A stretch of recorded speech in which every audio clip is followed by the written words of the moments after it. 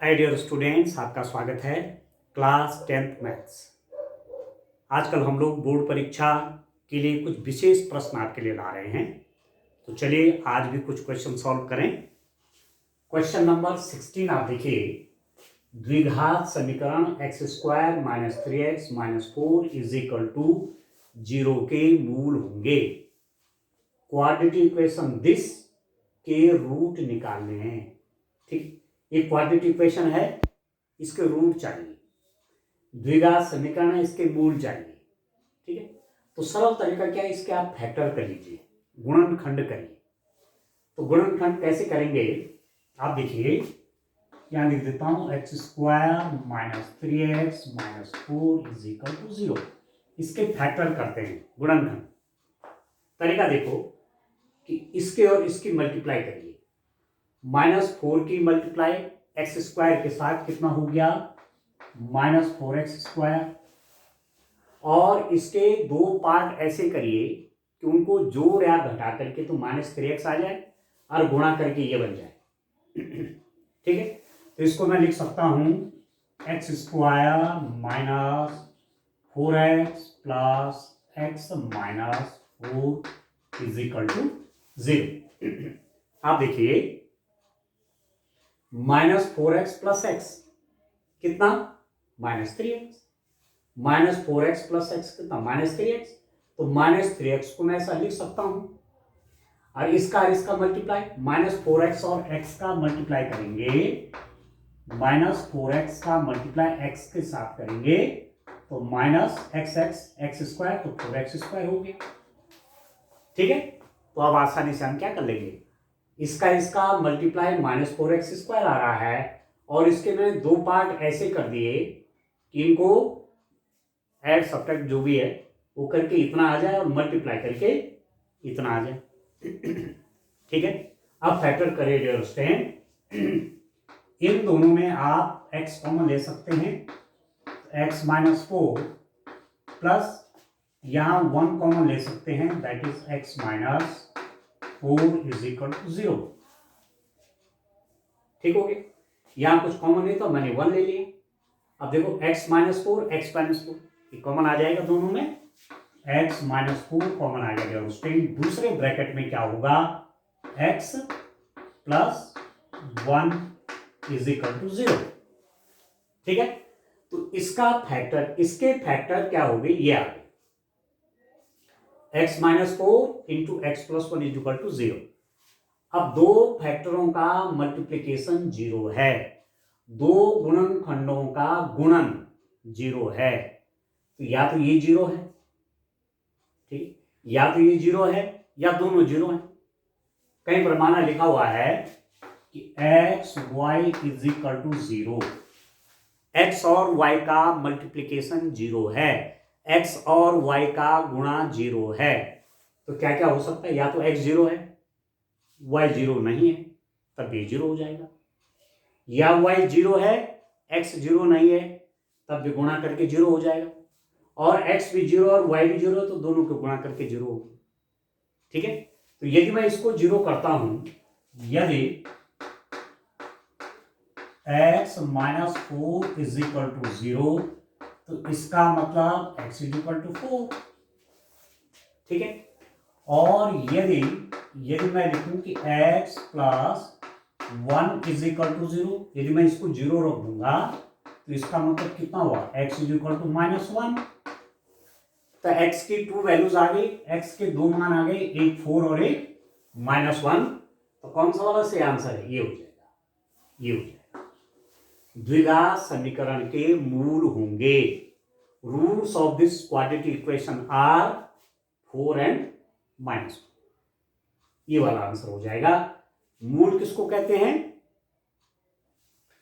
इसको सॉल्व करके x की 2 वैल्यूज आएंगी, x के दो मान आएंगे, एक आ गया और एक आ गया, ये मान इसको संतुष्ट करेंगे। x = 4 कर दूंगा तो ये 0 हो जाएगा, और x = -1 कर दूंगा तब भी ये 0 हो जाएगा। ठीक है डियर स्टूडेंट, तो ये है मूल, रूट बोलो, सॉल्यूशन बोलो, ठीक है ना, रूट बोलो चाहे सॉल्यूशन बोलो। ठीक है, हल बोलो या समीकरण के मूल बोलो, एक ही बात हुई। तो ये आ गई उस टाइम, ठीक है। तो इस रूप में आपने क्वेश्चन सॉल्व करना था। अब आप यदि एमसीक्यू में ऐसा क्वेश्चन आपके पास आता है, एमसीक्यू में यदि ऐसा क्वेश्चन आ गया तो क्या करेंगे आप रफ में, ठीक है, कॉपी के बाएं पेज पर एक रफ पेज ले लेंगे, उस पर सॉल्व करेंगे, यहां सीधे आंसर लिखेंगे या आप सीधे ऐसा लिख देंगे विकल्प बी। विकल्प बी क्या है? 4 - 1 सही होता है, बस, ठीक है। Option B is correct answer. Option B is correct answer, ठीक है दोस्तों। अब इस क्वेश्चन को देखिए, क्वेश्चन नंबर 17। समांतर श्रेणी 1 2 3 4 अप टू 100 का योगफल ज्ञात कीजिए।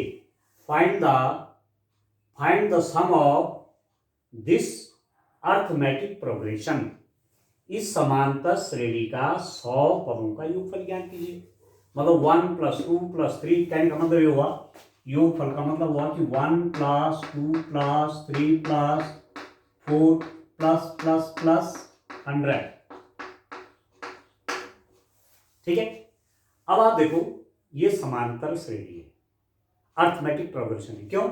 इसमें से इसको माइनस किया तो 1 आया, इसमें से इसको माइनस किया तो 1 आया, इसमें से इसको माइनस किया तो 1 आया। इसका मतलब ये कैसा है? ये अर्थमेटिक प्रोग्रेशन समांतर श्रेणी है, क्योंकि सार अंतर कॉमन डिफरेंस सेम है, ठीक है।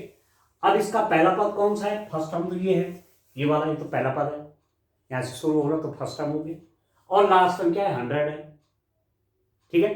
तो समांतर श्रेणी का योग, ऐसा एक समांतर श्रेणी जिसके पदों की संख्या मालूम हो और जिसका पहला पद और अंतिम पद मालूम हो, उसके लिए अलग सा सूत्र है। समांतर श्रेणी के n पदों के योगफल का 2 सूत्र जानते हैं आप। कौन कौन जानते हैं? एक तो आप जानते हैं dear student, Sn = n/2 × 2a + n - 1 × b। एक तो ये जानते हैं n पदों का योगफल का सूत्र। दूसरा जानते हैं कि n पदों का योगफल का सूत्र क्या लिखते हैं आप डियर स्टूडेंट? n पदों के योगफल का सूत्र क्या लिखते हैं? फर्स्ट टर्म और सेकंड टर्म, इनका सम और उसको n/2 से मल्टीप्लाई, ठीक है। ये तो होता है, ठीक है डियर स्टूडेंट। दूसरा क्या होता है? n/2 a + n।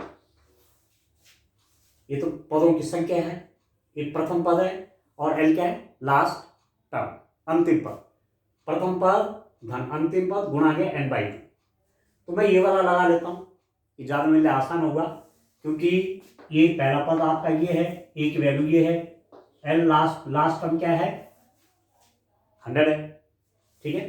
तो Sn कितना हो जाएगा? Sn मतलब n की जगह 100, 1 से लेकर के 100 तक, तो सीधी सीधी कितने पद हो गए, कितने टर्म्स हो गए? 100। S100 = n की जगह पे 100, 100/2 into a means 1 plus l means 100, ठीक है। अब इसको इससे आप काटेंगे तो आ जाएगा 50। तो आपके पास हो गया कितना? ये हो जाएगा 50 × 100 + 1 101, ये हो जाएगा 50 5050। तो कौन सा आंसर सही है? ये वाला आंसर करेक्ट हो गया। ये वाला सूत्र लगा दिया। आप इसको भी लगा सकते हैं। n तो आपका 100 है, 1 से लेकर के 100 तक होगा, n 100 हो गया। a क्या है? a है 1, n कितना? 100 है, d कितना है? 2 में से 1 गया 1, 3 में से 2 गया 1, तो कॉमन डिफरेंस आपका d आ गया, सार बनकर d आ गया। इस फॉर्मूले को भी लगाएंगे तो ये आंसर आएगा, ठीक हो गया। तो चलिए आंसर आप लिख दीजिए इसका। तो MCQ है, बहुविकल्पी प्रश्न है, इनको आप रफ में सॉल्व करेंगे और यहां पर सीधा आंसर लिख देंगे। तो विकल्प आप लिख देंगे, विकल्प ए 5050 सही उत्तर है। बस ठीक है स्टूडेंट, ये आपका सॉल्यूशन हो गया इसका। ठीक है, चलिए और क्वेश्चन लिखता हूं। आइए क्वेश्चन नंबर 18 देखिए। समांतर श्रेणी -10, -8, -6, -4 का सार बनकर ज्ञात कीजिए। Find the common difference of this AP. इस एपी का कॉमन डिफरेंस निकालिए। इस समांतर श्रेणी का सार अंतर निकालिए। तो आप जानते हैं सार अंतर कैसे निकालते हैं। सार अंतर कॉमन डिफरेंस कैसे निकालते हैं स्टूडेंट, आपको मालूम है। कॉमन डिफरेंस निकालते हैं इससे इसको माइनस करके, या इससे इसको माइनस करके, या इससे इसको माइनस करके, सेम आएगा। तो इससे इसको माइनस कर लीजिए, डी बराबर क्या लिखते हैं हम, इससे -8 माइनस इसको कर लीजिए माइनस, तो -10 इसमें से इसको माइनस करके। यदि आपके पास अर्थमेटिक प्रोग्रेशन दिया हुआ है, समांतर श्रेणी दी हुई है, तो उसका सार अंतर कॉमन डिफरेंस कैसे निकलता है, अगले वाले पद से पिछले वाले को माइनस कर लीजिए। तो -8 से -10, इसमें से इसको माइनस। अभी कितना होगा, दिस इज इक्वल टू -8। जब किसी ब्रैकेट के बाहर नेगेटिव साइन होता है तो अंदर का चिन्ह बदलता है। इस ब्रैकेट के बाहर नेगेटिव साइन है, इसका अंदर का चिन्ह बदलेगा, -10 हो जाएगा +10। और अब आप देखो -8 + 10, 10 प्लस का बड़ा है, -8 + 10 तो +2 हो जाएगा। तो सार अंतर आपका क्या आया, ये वाला स्टूडेंट सार अंतर है। ठीक हो, ठीक है। तो चलो इसका आंसर लिख लेते हैं। इस रूप में क्वेश्चन करना है। आइए 2 आपके पास आ गया, सार अंतर कॉमन डिफरेंस, तो आप लिख देंगे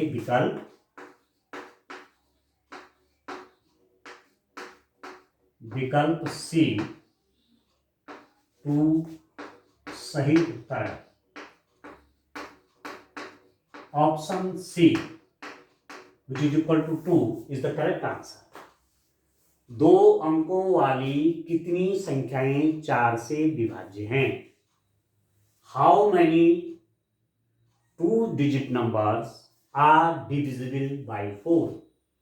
2 अंकों वाली कितनी संख्याएं 4 से विभाज्य हैं। How many 2-digit number are divisible by 4। ठीक होगी। अब आप देखो 2 अंकों वाले, भाई 1 से लेकर के 9 तक तो 1 डिजिट के, 1 से लेकर 9 तक की संख्याएं क्या है, एक अंकों की है। 2 अंकों की संख्या कहां से शुरू होती है, 10 से। तो 10, 11, 12, ये चलता जाएगा, 13, 14 अप टू 100, 99। ये 2 डिजिट नंबर है, ये 2 अंकों की संख्याएं 2 डिजिट नंबर है। ये 10 से लेकर के 99 तक 2 अंकों की संख्याएं होगी 10 से लेकर 99 तक। परंतु क्या कर रहे हैं, 4 से विभाज्य, डिविजिबल बाय 4, जिनमें 4 से भाग चला जाता है। इसमें 4 से पूरा पूरा भाग नहीं जाता। This number is not divisible by 4। ये भी 4 से विभाज्य नहीं है, ये 4 से विभाज्य ये। ठीक, फिर उसके बाद 16 आएगा, फिर 20 आएगा, ठीक है, फिर 24, फिर 28, फिर 32, ऐसे चलता रहेगा ना। अब लास्ट में कौन नंबर आएगा, 99 तो नहीं है। 99 तो 4 से विभाज्य नहीं है, 98 भी नहीं है, 97 भी नहीं है। कौन है, 96। एक नंबर बीच में ऐसे आएगा 96, जो कि 4 से डिविजिबल है। 2 अंकों की सबसे छोटी संख्या जो 4 से विभाज्य है वो है 12, और सबसे बड़ी संख्या जो 4 से विभाज्य वो है 96। ठीक है, तो अब आप देखो किस प्रकार की एपी बनी। देखो 12 से स्टार्ट हो गया, जो 4 से विभाज्य है। 12 के बाद 16, फिर 20, फिर 24 चलता जाएगा कहां तक, 96 तक। मतलब दो अंकों की संख्याएं जो 4 से विभाज्य हैं वो ये है, ठीक है, वो ये होगी। सबसे छोटी 12 होगी, फिर 16, 20, 24, 28, 32 ऐसे चलता जाएगा और लास्ट वाली 96 है। 2 digit number which are divisible by 4, वो ये है।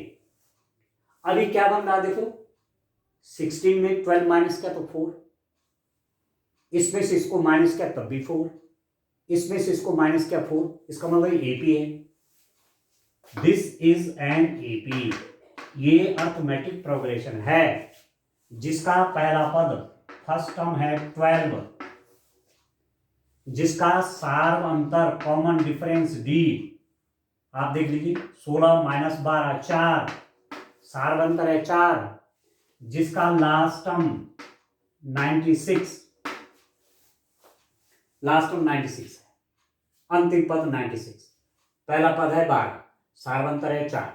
तो दो अंकों वाली कितनी संख्याएं 4 से विभाजित, कहने का मतलब ये हुआ कि 12 से लेकर के 96 तक कितनी संख्याएं आ रही हैं, 12 से लेकर के 96 तक कितनी संख्याएं, कितने नंबर।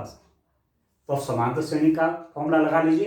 एन टर्म का फॉर्मूला क्या होता है, एनवां पद, n term is equal to a plus n minus 1 into d, एनवां पद का सूत्र। एनवां क्या है, माना इसमें एन पद हैं, तो एनवां क्या है 96, तो 96 इज इक्वल टू ए मतलब पहला पद 12 प्लस एन, तो पदों की संख्या है, कौन सा पद है, माना एनवां पद था, इसको तो एन रहने दीजिए, इंटू डी, सार्वंतर आपका 4 है।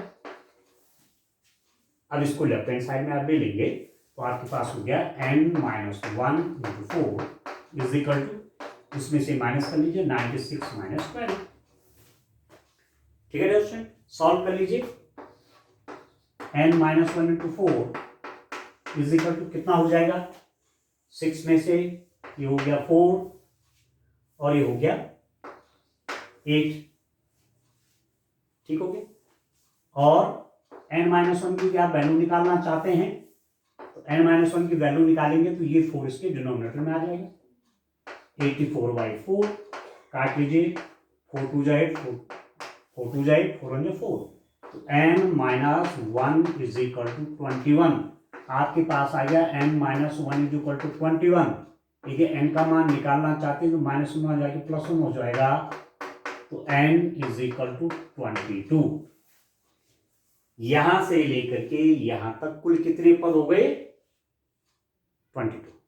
Total number of the terms from 12 to 96 are 22, ठीक है। तो दो अंकों की कितनी संख्याएं 4 से विभाज्य हैं, आप बोल देंगे कितने हो गए, वो 22 हो गए। पहला संख्या ये थी जो 4 से विभाज्य है, दूसरा ये थी और लास्ट वाली ये थी। तो यहां से लेकर के ये कौन सा पद है, ये 22वां है, निकल गया, ठीक है। तो इस रूप में क्वेश्चन आपको करना है। तो चलिए इसका आंसर मैं लिख लेता हूं। तो ये आसान से क्वेश्चन है, मैं लंबा इसलिए कर रहा हूं कि आपको समझ में आ जाए, नहीं तो ये क्वेश्चन आप बहुत तेजी से करेंगे एग्जाम में। तो आप लिख दीजिए, आंसर में आप लिख देंगे विकल्प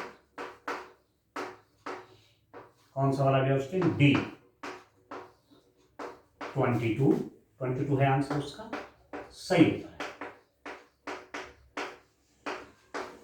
ठीक है। चलिए और क्वेश्चन लिखते हैं, आइए कुछ और क्वेश्चन भी सॉल्व करेंगे। क्वेश्चन नंबर 20 देखिए दोस्तों, एक एपी का एनवां पद, इंपॉर्टेंट क्वेश्चन है ये, 2 मार्क्स का क्वेश्चन भी पूछा जा सकता है। एक एपी का एनवां पद 3 + 4n है, इस एपी का 12 पदों का योग ज्ञात कीजिए, ठीक है। N term of an AP is this, find the sum of its 12 terms. N term of an AP is this, find the sum of its 12 terms. एनवां पद एपी का ये है, तो इस एपी का 12 पदों का योगफल ज्ञात कीजिए। अब देखिए एनवा पद है ए एन, एनवा पद है डियर स्टूडेंट 3 + 4n, ये एनवा पद है। यदि मैं n बराबर 1 कर दूं मतलब ये हो जाएगा पहला पद, n बराबर 1 मतलब this is equal to 3 plus, जहां पर n है वहां पर 1 लिख दीजिए, तो 3 + 4 कितना हो गया 7। ये है प्रथम पद, प्रथम पद, ये आपका प्रथम पद है, ठीक हो गया। दूसरा पद कौन सा हो जाएगा, सेकंड टर्म, दूसरे पद को आप लिख देंगे a2, n की जगह पे 2 कर लीजिए। ये जनरल टर्म है ना, ये व्यापक पद है। एनवा पद कौन सा है, व्यापक पद, जनरल एनर टर्म आप कह लीजिए, एनर टर्म है ये। तो n = 1 करूंगा तो पहला पद आ जाएगा, n = 2 करूंगा, n की जगह पे 2 रख दूंगा तो दूसरा पद आ जाएगा। तो कितना हो जाएगा a2 3 + 4 इंटू n की जगह पे 2, 4n का मतलब 4 इंटू n, ये कितना हो गया 3 + 1 3 हो गया 11, ठीक है। पहला पद 7, दूसरा पद 11, ठीक है। पहला पद 7, दूसरा पद 11, फर्स्ट टर्म 7, सेकेंड टर्म 11, तो सार अंतर कितना हुआ, अब आप देखो कॉमन डिफरेंस, सार अंतर, कॉमन डिफरेंस डी। सार अंतर कैसे निकलेगा, दूसरे पद में से पहले को माइनस कर देंगे, पहला पद ये है, दूसरा ये है एपी का, क्योंकि हमको दिया हुआ है कि ये एपी है, तो एपी का फर्स्ट टर्म 7, एपी का सेकंड टर्म 11, ठीक है। पहला पद 7, दूसरा पद 11, सारवंतर कैसे निकलेगा, कॉमन डिफरेंस कैसे निकलेगा, 11 में से 7 को माइनस कर देंगे, तो 11 - 7 दैट इज इक्वल टू 4। तो आपके पास क्या क्या आया, फर्स्ट टर्म आपको मालूम है, फर्स्ट टर्म आ गया डियर स्टूडेंट 7, सारवंतर आपके पास आ गया, डी आपके पास आ गया कितना, दैट इज इक्वल टू 4, ठीक है। अब हमको जो निकालना है, चलिए उस तरफ चलते हैं, ठीक है ना। ये तो मैंने सब निकाल दी, ये आप समझ रहे होंगे कि कैसे हमने सारवंतर निकाला। अब ये क्या कह रहे हैं आपसे, 12 पदों का योग ज्ञात कीजिए, find the sum of its 12 terms, 12 पदों का योग। तो आप जानते हैं SN, n पदों का योग फल का सूत्र क्या होता है, AP का n/2 into 2a plus n-1 into d होता है, ठीक है। अब n की जगह है 12, 12 पदों, n की जगह 12, तो S12, S मतलब सम, योग, n means 12, 12/2, 2 into a first term निकाला हुआ है 7 प्लस n आपका 12 है, 12 - 1 इंटू डी आपका 4 है, ठीक है। अब सॉल्व कर लेते हैं डियर स्टूडेंट, कितना हो जाएगा, दिस इज इक्वल टू, इससे कर जाएगा 6, तो 6 और इसके अंदर देखिए 7 दूनी 14, 14 प्लस 12 में से 1 आया 11, 11 इंटू 4, तो 6, 14 प्लस 44, ठीक हो गया, 11 4 जा 44। अब इन दोनों को प्लस कर लीजिए, तो 6 इंटू इन दोनों का प्लस 4 और 4 8, 58 हो गया। आप मल्टीप्लाई करिए, 8 से 48 का 4, 6 35, 348, 348 हो जाएगा 12 टर्म्स का सम, 340, ये वाला सही आंसर है, ठीक है। तो ऐसे आपने बहुत से क्वेश्चन कर लिए होंगे, तो ये आपकी एक प्रकार से रिवीजन हो रहा है, प्रैक्टिस हो गई आपकी, ठीक है। तो 1 मार्क्स के क्वेश्चन डियर स्टूडेंट, इस साल आपके पास 16 क्वेश्चन 1 मार्क्स के समझ लीजिए, 16 मार्क्स के 1 मार्क्स के क्वेश्चन होंगे, ठीक है ना। तो अब आप देखो, ये वाला सही है तो आप लिख देंगे विकल्प सी 348 सही होता है, ठीक है। आगे समझ में, ये वाला करेक्ट आंसर हो गया। अब देखो ये क्वेश्चन नंबर 21 देखिए। ये दो क्वाड्रिलेटरल है, दो चतुर्भुज हैं, एक है PQRS और दूसरा है ABCD। इस क्वाड्रिलेटरल में देखिए, इस चतुर्भुज में देखिए, P angle 105, Q angle 100, R angle 70 और S वाला कोण 85 डिग्री। इस वाले क्वाड्रिलेटरल में देखिए angle A 105, angle B 100, angle C 70, angle D 85। अब आप देखिए हमको करना क्या है इसमें। देखिए मैं सॉल्यूशन के लिए, इसके सॉल्यूशन के लिए जगह बनाता हूं और ये ज्योमेट्री का पोर्शन है उसमें। ये ज्योमेट्री के क्वेश्चन हैं, ठीक है। समरूप त्रिभुज, सिमिलर ट्रायंगल, एक चैप्टर है वहां पर क्लास 10th में, उसको आप ठीक से कर लीजिए, वहां से भी क्वेश्चन आता ही आता है एग्जाम। अभी जो दो चतुर्भुज हैं, चतुर्भुज में जिसमें चार भुजाएं हैं, एक PQRS एक चतुर्भुज ये है, एक है ABCD। ये जो क्वाड्रिलेटरल है इसका देखो एंगल P, इसका कोण देखो चतुर्भुज का एंगल P, यहां पर देख रहे हैं आप angle P is equal to इसका एंगल, इसके एंगल के बराबर, ये एंगल A के बराबर है, angle A is equal to 105 degree. एक बात आपको ये मालूम चली, angle Q is equal to angle B is equal to 100 degree. ठीक हो गया। इसको देखिए angle S is equal to angle D is equal to 85 degrees. Angle R is equal to angle C is equal to 70 degree. इस चतुर्भुज के चारों कोण इस चतुर्भुज के चारों कोणों के बराबर है। इस क्वाड्रिलेटरल के 4 एंगल्स इस क्वाड्रिलेटरल के 4 करिस्पॉन्डिंग एंगल के बराबर है। इस चतुर्भुज का ये कोण इसके संगत कोण के बराबर, इस चतुर्भुज का ये कोण इसके संगत कोण के बराबर, इस चतुर्भुज का ये कोण इसके संगत कोण के बराबर, इस चतुर्भुज का ये कोण इसके संगत कोण के बराबर। क्वाड्रिलेटरल का ये एंगल करिस्पॉन्डिंग एंगल ये, इसका करस्पॉन्डिंग एंगल है, इसका करस्पॉन्डिंग एंगल है, इसका करस्पॉन्डिंग एंगल है। एक बात हुई। दूसरी बात आप देखिए कि यदि मैं निकालना चाहूं PQ डिवाइडेड बाय AB, तो देखिए आप PQ है 1.5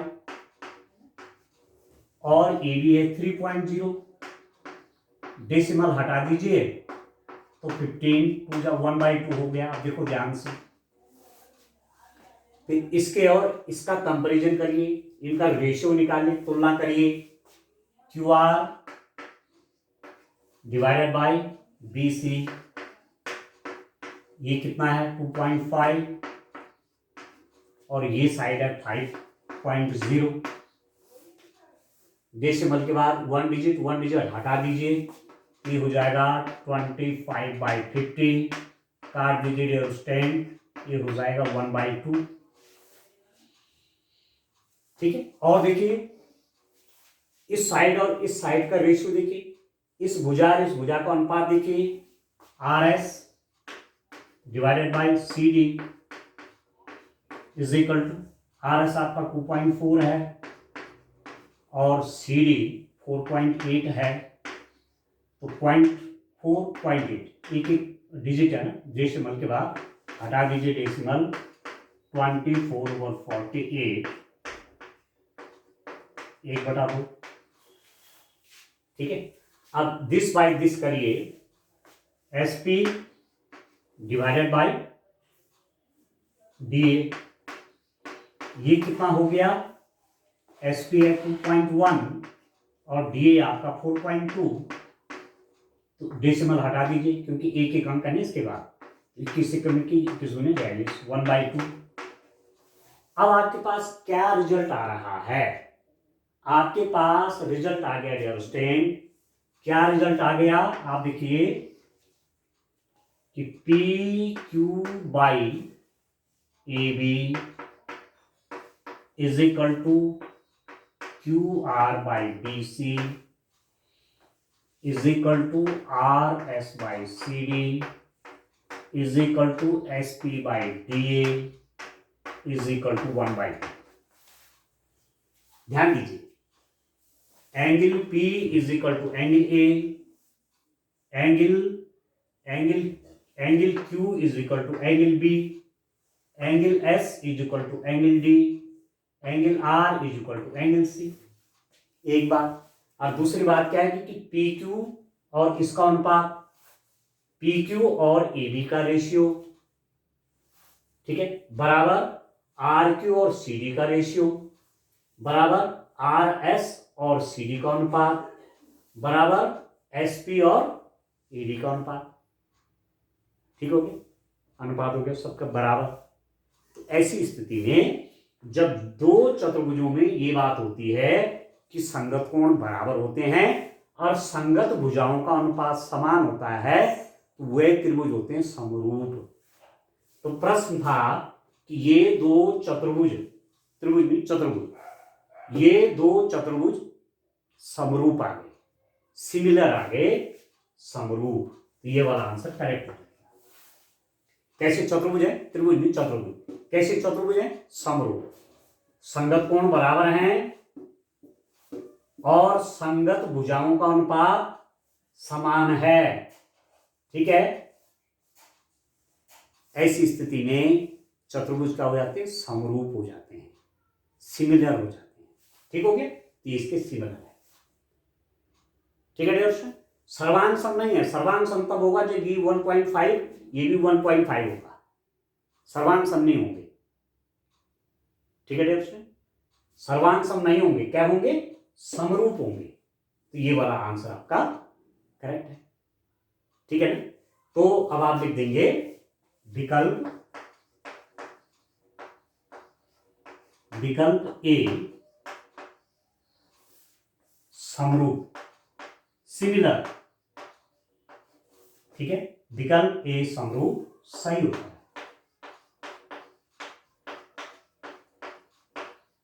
आ गया क्वेश्चन समझ में? तो इस रूप में क्वेश्चन आपने सॉल्व करने। आप भी बढ़िया तैयारी करते रहिए, मैं भी आपके लिए प्रैक्टिस के लिए कुछ क्वेश्चन लेके इस रूप में आगे भी आता रहूंगा। ठीक है, थैंक यू।